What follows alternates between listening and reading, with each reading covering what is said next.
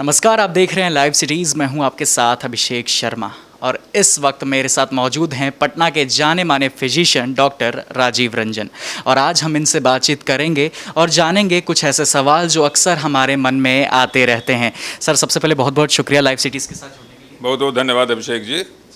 Sir, सबसे पहला सवाल आपसे ये है कि आजकल ये देखने को मिल रहा है कि कोरोना वायरस से लोग ठीक हो जा रहे हैं, उसके बाद भी जब वो अपना टेस्ट कराते हैं तो पॉजिटिव आता है, तो ये री इन्फेक्शन है कि वही वायरस आगे आ रहा है? सर अभिषेक जी, बहुत ही ज्वलंत प्रश्न है और सबके जहन में ये कौनते रहता है कि एक क्या है। जैसे भी आपने देखा होगा, न्यूज़ देखा होगा कि हांगकांग का एक मरीज़ था जो कोरोना इन्फेक्शन से ग्रसित था, वो ठीक हो गया।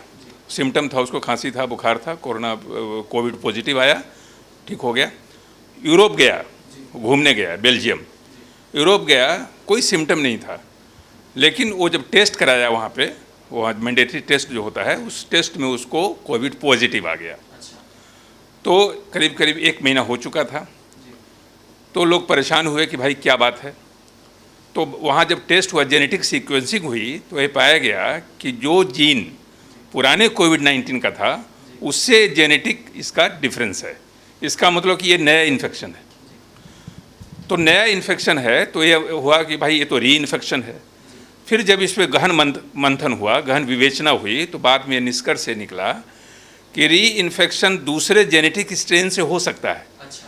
लेकिन ये सिम्टोमेटिक रहेगा, ये सिम्टोमेटिक नहीं होगा, ये सीरियस हालत में कभी नहीं जाएगा। तो इसलिए इसमें कभी घबराने की ज़रूरत नहीं है। री इन्फेक्शन है, दूसरा जेनेटिक स्ट्रेन है, लेकिन ये जेनेटिक स्ट्रेन इतना कमज़ोर है कि आपको इसके लिए भयभीत होने की ज़रूरत नहीं है, समाज को इसके लिए भयभीत होने की ज़रूरत बिल्कुल नहीं। तो ये तथ्य है कि कोविड के, जो आपने प्रश्न पूछा उससे लगातार का ये प्रश्न है कि कोविड के 3 फेजेज होते हैं। पहला हुआ कोविड फेज, जो सिर्फ 9 दिन तक चलता है। 9 दिन में उसको निमोनिया भी हो सकता है, वो वेंटिलेटर की ज़रूरत पड़ सकती है, अस्पताल की ज़रूरत पड़ सकती है। 9 दिन बड़ा खतरनाक समय है, इसलिए 9 दिनों में विशेष सजग रहने की ज़रूरत है, विशेष पहरेदारी की ज़रूरत है। 9 दिन के बाद जो फेज होता है उसको कहते हैं post Covid phase. Post Covid phase में मरीज़ ठीक होने लगता है, वो समाज के लिए इन्फेक्टिव नहीं रहता, अपने लिए भी कोई उसको खतरा नहीं। इसलिए हम लोग कहते हैं कि 10 दिन के बाद वायरस का संक्रमण बिल्कुल करीब करीब लुप्त हो जाता है, वो समाज में आ सकता है। ये चलेगा, पोस्ट कोविड फेज चलता है 3 महीने तक। तो 3 महीने तक अभिषेक जी, बीच में कभी भी 1 महीना 1.5 महीना के बाद अगर वो टेस्ट कराएगा तो हो सकता है कि उसका कोविड पॉजिटिव आ जाए, लेकिन वो इन्फेक्टिव नहीं होगा, वो इन्फेक्टिव नहीं होगा। तो पोस्ट कोविड फेज में टेस्ट का पॉजिटिव आना ये खतरे की घंटी नहीं है, खतरे का संकेत नहीं है, क्योंकि डेड पार्टिकल्स भी होता है वायरस का, वो भी टेस्ट को पॉजिटिव बनाता है। कई मरीज़ घबरा जाते हैं कि हमारा 1.5 महीना हो गया, कोविड पॉजिटिव आ रहा है, हम तो ठीक हुए नहीं।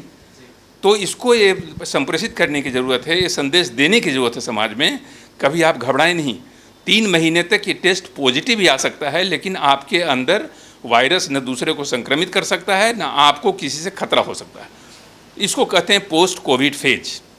लेकिन इसमें आपको ESR और CRP बराबर करा के देखते रहना है वीकली, क्योंकि CRP अगर बढ़ेगा तो इसका मतलब है कि आपका इंटरल्यूकिन 6 IL-6 जो कहते हैं और D डाइमर दोनों बढ़ा हुआ है, तो आपको सतर्क होने की ज़रूरत है।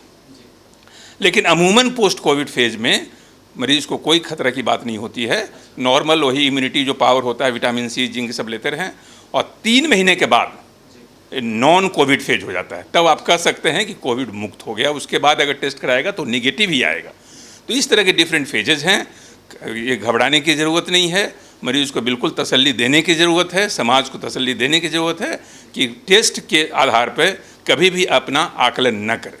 तो देखा आपने किस तरीके से डॉक्टर साहब ने आपको बताया कि डरने की कोई ज़रूरत नहीं है। अक्सर लोगों में क्या हो रहा है कि कोरोना वायरस के बाद भी जब वो संक्रमित हो जाते हैं, उसके बाद भी जब वो अपना टेस्ट कराते हैं तो वो पॉजिटिव आने लगते हैं और घबराने लगते हैं। तो घबराने की कोई ज़रूरत नहीं है। चलिए, फिलहाल के लिए बस इतना ही। जुड़े रहिए लाइव सिटीज़ के साथ। अगर आपने अभी तक इस चैनल को सब्सक्राइब नहीं किया है तो जल्दी से इस चैनल को सब्सक्राइब कर लें। अगर आप ये वीडियो फेसबुक पेज के माध्यम से देख रहे हैं तो फेसबुक पेज को लाइक करना ना भूलें और आप हमें ट्विटर पर भी फॉलो कर सकते हैं। धन्यवाद।